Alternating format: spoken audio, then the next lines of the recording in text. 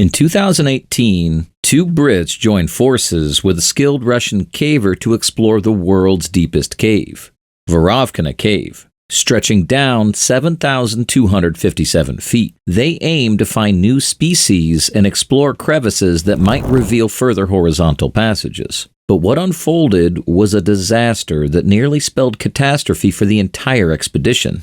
While they were resting, a massive surge of white water exploded from every crack of the cave, flooding it with a ferocious force. What had once been a thrilling mission quickly turned into a desperate struggle for survival as the crushing weight of the water bore down, threatening to suffocate them. Today, we're diving into the tragic story of Robert Schoen, a renowned photographer whose expedition started a tragic series of events in Veryovkina Cave, ultimately leading to the death of Sergei Kozeev, a man who thought he could explore the cave alone.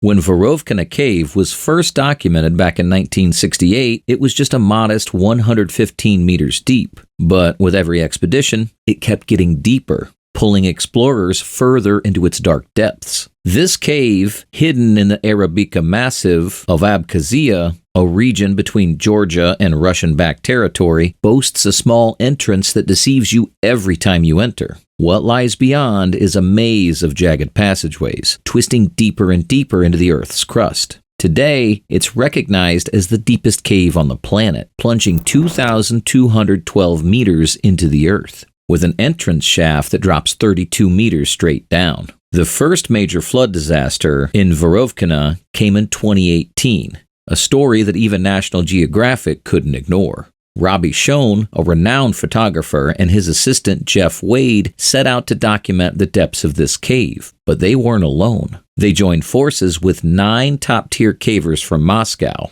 led by the experienced Pavel Demidov. Their mission wasn't to break records this time, but to explore the cave inch by inch, document its hidden species, and map out new passages. The team hauled 3 weeks' worth of airtight plastic-wrapped food, thousands of feet of rope, and the type of climbing equipment used on mountains. Since both were experienced explorers, the team was very well prepared.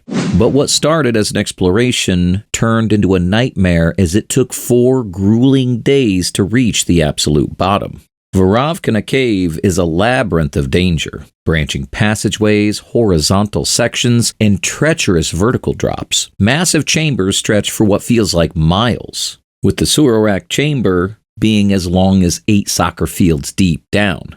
Its depths are home to rare creatures like scorpions, shrimp, and centipedes. As the team navigated this daunting environment, Roman Zverye and Natalia Sizikova, among the 9 cavers, had already begun their exit. As they reached a camp halfway up the cave, 1,300 meters below the surface, they saw the flood pulse beginning to surge. I'll tell you what a flood pulse is and just how deadly it can be, so stick around. As the flood pulse began to surge, they quickly tapped into the emergency cable wire and sent a warning to their friends below. Robbie, Wade, and the rest of the team were still down there, exploring the danger. At first, Robbie Schoen and his team weren't overly concerned. Their camp was positioned safely away from the main vertical shaft that was currently spewing an alarming volume of water. Protected and dry, they figured they were in the safest spot possible. But in a cave like Veryovkina, safety is an illusion. As the flood pulse thundered on, Peter Lyubimov, one of the Russian explorers, noticed a disturbing gurgling sound coming from a small hole near their tent. Although no water was visible, the flood pulse had been raging for over 2 hours, with no sign of easing. Lyubimov's unease grew, prompting him to alert team leader Pavel Demidov. Demidov, recognizing the gravity of the situation, rallied several team members to investigate a nearby siphon to gauge the water table. Meanwhile, just 5 minutes after Demidov left, Lyubimov returned to the small hole, this time only to find water rising with alarming speed, threatening to engulf everything. You might think, why not just wade in the rising water and let it carry you to the surface? Sure, that might work in a swimming pool, but Veryovkina Cave is no swimming pool. Picture a labyrinth of jagged, rocky passages where one wrong move could spell disaster. Some parts of the cave are already filled with water, demanding swimmers' agility, while others are so tight that cavers must pull themselves through inch by inch. The water, now flooding Veryovkina, was no gentle stream. It roared through the cave like a raging fire hydrant. Cavers call it a flood pulse, where water from the surface, thousands of feet above, pours into the cavern like a pitcher being filled to the brim. Realizing the urgency of the situation, Schoen realized they had to leave immediately. In his mind, waiting was not an option. If they stayed, everyone was at risk of dying. The cave's roar grew deafening as it filled with a relentless torrent of water. No one had anticipated an evacuation that day, but with floodwaters surging like a freight train, panic erupted. As Schoen put it, all hell broke loose. They geared up their latex suits in order to stay waterproof. Schoen made the heart-wrenching decision to abandon his tens of thousands of dollars in camera equipment. With over a mile of vertical ropes to climb, carrying extra weight could mean the difference between life and death. He did, however, keep his camera's flashcards, holding the only images of Veryovkina's depths. Every moment was crucial. They had to keep moving or else they would block the person behind them. That was the last Schoen and Wade saw of their Russian companions at the low camp. With the floodwaters closing in, Schoen and Wade had no choice but to make their desperate escape. Schoen made his way toward the ropes leading to the surface. What had once been a daunting traverse over a gaping chasm was now a deadly, water-filled pit. At the ropes, he faced a wall of floodwater crashing down in relentless torrents. Clipping his ascenders, he took a deep breath and began to climb. The force of the water pounded him mercilessly, squeezing him as if trying to crush him into the rock. He recalled the moment. It felt like my head was being squashed into my shoulders. He climbed with every ounce of strength he had, drawing on skills learned from his days as a window washer. As he reached a small reprieve from the worst of the deluge, he looked at the rope vanishing into a narrow chimney. The flood surged violently through the rock, and Schoen felt a surge of panic as the way to escape was nowhere in sight. But stopping wasn't an option. With Jeff and the team relying on him, Schoen knew he had to push on, no matter how impossible the climb seemed. The stakes were life or death, and every moment counted. Schoen squeezed into the chimney, forcing his way up through the tight shaft. The relentless floodwater was unforgiving, and each inch he gained felt like a victory. He could only push his ascender a few inches at a time, gasping for breaths in between. Panic threatened to overwhelm him, but he knew the only option was to keep climbing, faster and higher.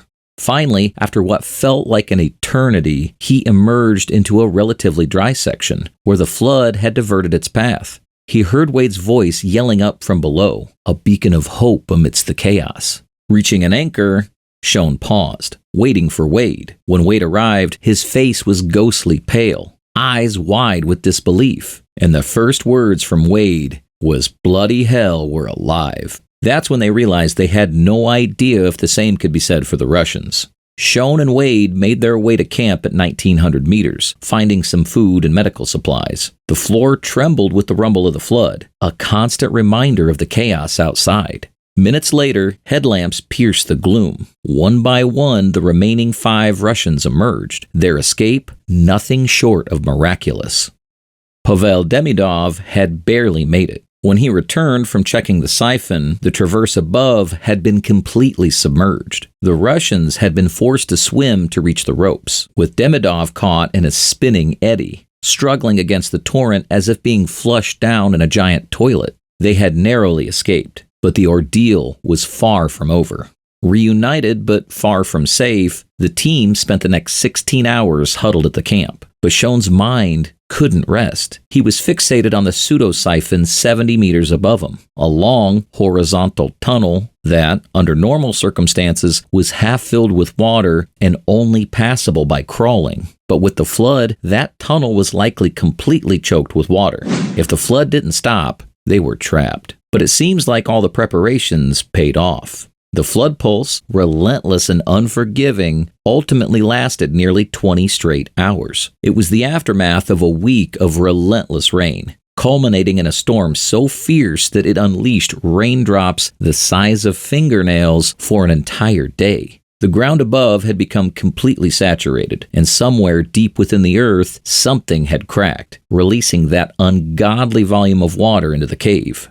Veryovkina Cave's danger is not for the faint of heart. Only the foolhardy would dare to explore it alone. Yet, in 2020, outdoor enthusiast Sergei Kozeev did just that, and he wasn't lucky at all. He made a solo descent into the abyss, and no one saw him again, until about 9 months later when cavers discovered his body dangling from a rope over a mile deep in the cave. With little preparation, Sergei had vanished into the same vertical shaft that Robbie, Jeff, and the Russians had braved 2 years before. Whether Sergei knew about the 2018 ordeal is unclear, but unlike them, he was relatively inexperienced and untrained for the technical challenges of climbing and caving. The stretch between Camp 1 and 2 is even more treacherous than the route from the surface to Camp 1. Tragically, Sergei Kozeev ventured into this unforgiving section when he was about 3,600 feet below the surface.